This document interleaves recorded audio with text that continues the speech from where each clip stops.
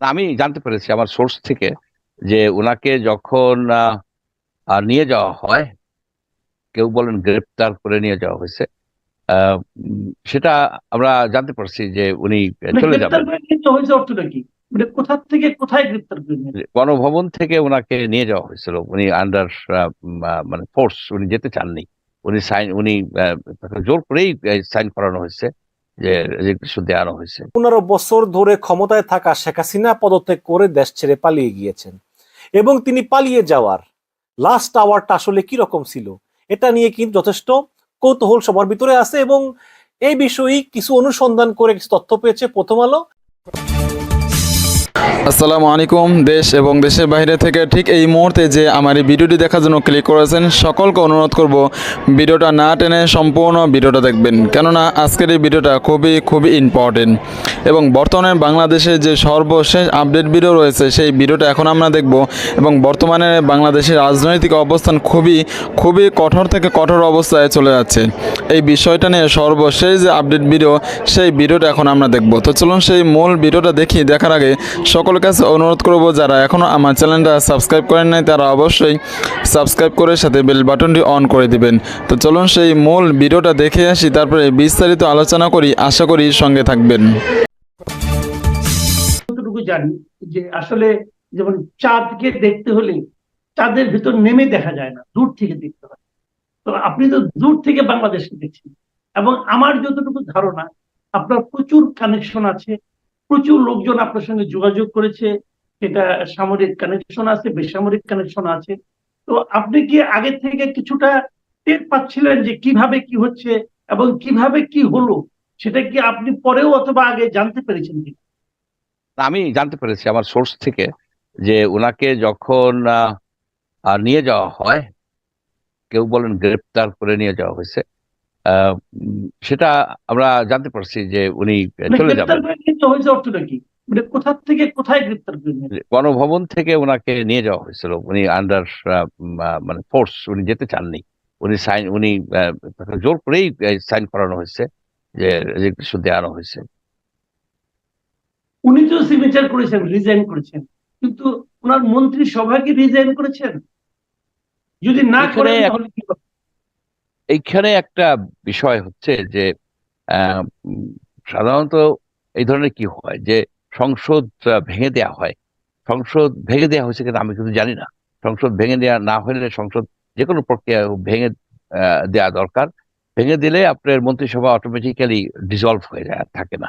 তাই এটা কি অবস্থায় আছে, এটা আমি জানতে পারিনি এখনো যে এই সংসদকে ভেঙে দেওয়া হয়েছে কিনা। যদি ভেঙে দেওয়া ডিসিশন হয়ে থাকে বা হয়ে হয়ে থাকে তা প্রজ্ঞাপন করা উচিত এবং জানানো উচিত। আচ্ছা, আরেকটা জিনিস, যে জিনিসটা আলোচনায় খুব আসছে আর কি, যে অনেক মন্ত্রী নাকি এর মধ্যে দেশ ত্যাগ করছেন, এবং তারা সবাই চলে গেছেন এবং নিরাপদেই চলে গেছেন অনেক মন্ত্রীরা। এই যে মন্ত্রীদের চলে যেতে দেওয়া অথবা চলে যাওয়া, এই বিষয়টা মানে সাধারণ মানুষ জানতে পারলো না কেন, অথবা তাদের চলে যেতে দেওয়া হলো কেন, অথবা তাদের কি বিচারের আওতায় আনা উচিত কিনা? আমি আমি আরেকটা কথা বলে নিই। অনেকে ভাবছেন যে মন্ত্রীদের ঘর বাড়ি রাগের মাথায় ভাঙলাম, অথবা কোথাও ওটা আগুন ধরে গেল, এটা কি সমাধান, নাকি তাদের বিচারের আওতায় আনাটা সমাধান? তাদেরকে আহ, বিচারের আওতায় আনাটাই হচ্ছে সঠিক কাজ। বাড়িঘর ভাঙচুর করলে বরং তাদের ভিতরে একটা সিম্প্যাথি জেনারেট হয়। তাছাড়া এটা প্রপার্টিস, আপনি প্রপার্টিস ভেঙে তো কোনো লাভ নাই। আপনি প্রপার্টিস কনফিসকেট করতে পারেন, আপনি তাদেরকে জেলে দিতে পারেন। সেটাই সেটাই সঠিক কাজ করা হবে। আর যেটা বললেন যে পালিয়ে যাওয়া, সাধারণত যখন কোনো ব্যক্তি, ওয়ান্টেড ব্যক্তি বা অপরাধী যখন পালিয়ে যায়, সেটা তো হোম মিনিস্ট্রি দেখে। এখন হোম মিনিস্ট্রি তো এই সরকারের, এই সরকার তো এখানে তো তারাই তো এটা, তারাই নিজেরা নিজেরাই চলে গেছে। এই যখন ইন্টারনেট বন্ধ হয়ে গেছে নিজেরা নিজে চলে গেছে। এখন এখানে বলতে পারেন যে সেনাবাহিনী কেন বন্ধ করলো না? সেনাবাহিনী তো ক্ষমতা নেয়নি।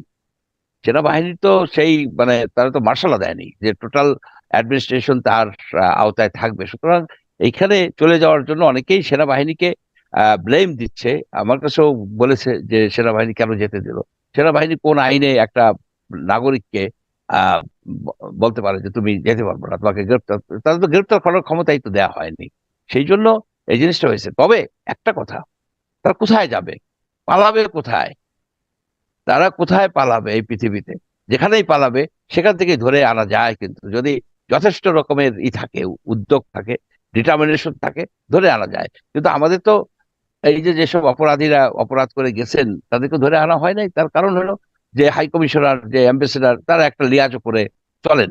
এখানে প্রত্যেকটা হাই কমিশন এবং এমবেসিতে নতুন করে তো আপনারা যে সরকার আসবে তারা ডেফিনেটলি নতুন করে এদের অ্যাপয়েন্টমেন্ট দিবে। তাদের একটা অন্যতম প্রধান দায়িত্ব হবে যে সেই দেশে, সেই হোস্ট কান্ট্রিতে যেসব বাংলাদেশি এই ক্রাইম করে আসছে, ক্রাইম এগেনস্ট হিউম্যানিটি, যেখানে তারা মানুষ মারছে, মানুষ মারায় সহায়তা করছে এবং তহবিল, সরকারি টাকা, বেসরকারি টাকা তারা চুরি করে এনেছে, তাদেরকে তো একটা লিস্ট আছে, তারা তো আমরা জানি যে কারা কারা।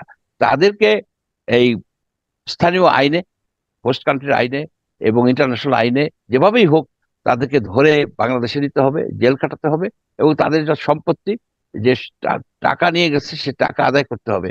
এর জন্য আমি মনে করি যদি ইন্টারন্যাশনাল ল ফার্ম অ্যাপয়েন্টমেন্ট দিতে হয়, দিব আমরা। আমরা মানে সরকার যারা হবে তারাই দিবে। এবং তার মানে আপনার মূল কথা হলো যে কোনো উপায় হোক এই লোকগুলোকে বিচারের আওতায় আনতে হবে।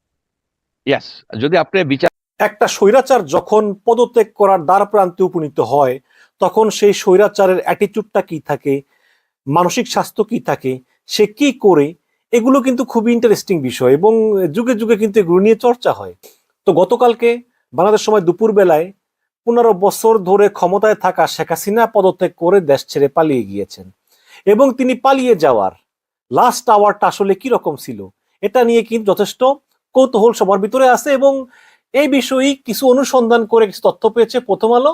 এবং এই প্রথম আলো থেকে আমি পড়ে শোনাই যে আসলে বাংলাদেশের লাস্ট ডিকটেটর, বাংলাদেশের 15 বছর ধরে ক্ষমতা কক্ষিগত রাখা শেখ হাসিনা, যিনি অনেক দাম্ভিক ছিলেন, দম্ভ করে কথা বলতেন এবং এই ক্ষমতা ধরে রাখার জন্য অনেক গুম খুন করেছেন, সেই শেখ হাসিনার লাস্ট কয়টা ঘন্টা ঠিক কি রকম ছিল, খুব ইন্টারেস্টিং বিষয়।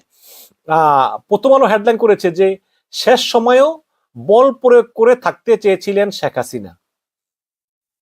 লিখেছেন যে শেষ সময়েও অতিরিক্ত বল প্রয়োগ এবং আরো রক্তপাতের মাধ্যমে ক্ষমতা ধরে রাখতে চেয়েছিলেন শেখ হাসিনা।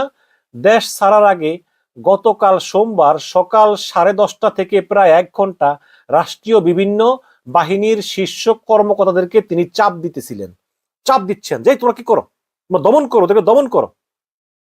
তবে পরিস্থিতি যে একেবারেই নিয়ন্ত্রণের বাইরে সেটা তিনি কিছুতেই মানতে চাচ্ছিলেন না। মানে বিভিন্ন নিরাপত্তা বাহিনীর প্রধানরা বলতেছে আপা পরিস্থিতি আর আমাদের নিয়ন্ত্রণে নাই, আমরা কি করব। তিনি বলছেন যে মানি না, নিয়ন্ত্রণে না আনলে নিয়ন্ত্রণ করো, আরো চাপ প্রয়োগ করো, আরো গুলি করো, আরো বল প্রয়োগ করো। পরে পরিবারের সদস্যরা বোঝানোর পর শেখ হাসিনা পদত্যাগে রাজি হন।